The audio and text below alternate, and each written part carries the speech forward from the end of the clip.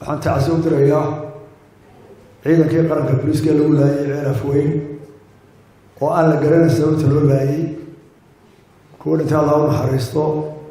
kuwa dhaawaca Allah inoo caafimaadiyo halkaa ceelaf weyn iyo degmada garanayno wax ciidankaa lagu laayay wax alli wax dhibaato ciidankaa isugu yimaadaan oo lagu laayo oo maanta la qiri karaa ma jirto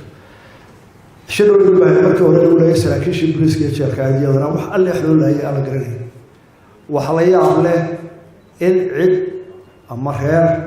uu ciidanka qaranka si dhab yar u isaga laayo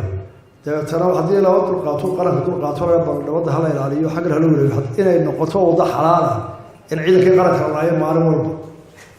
oo deetana ay noqdaan reeraheena laba jirna ay kala baqdaan oo ninku hadduu qolo yahayna aan la taaban karin reerkooda laga baqanayo hadduu qaranka yahayna aan ugu soo degdegaayo bilaacilo lagu dilayaa wax dhici kara maaha haddii loo doonayo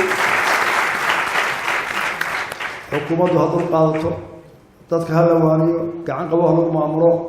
laakiin dulqaadka iyo duqonnimadu waa walaalo laba kala saari karo waxay la tahay waxay gaadhay dulqaadkii inta qaranku dhaafay in kale duqonnimadu ku jiro oo maalinba qaranka uu meyd soo waraaqsanayo oo ay tahay ninkii waa lagu ooyaa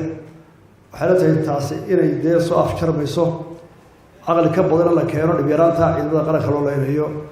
annaga xukuumad ahaan iyo madaxweynaha waan ogahay inuu qaranku leeyahay maxaa laga qaadayaa reeraha leenaya ciidanka qaranka waan ogahay su-aasha ummadda sugayso waxaynu ka qaadi waxaynaan kula burburin ninka gardarana ku qabanno formuladeedana waa aad iyo aad wax bahay mana sii socon karto qaran ahaanna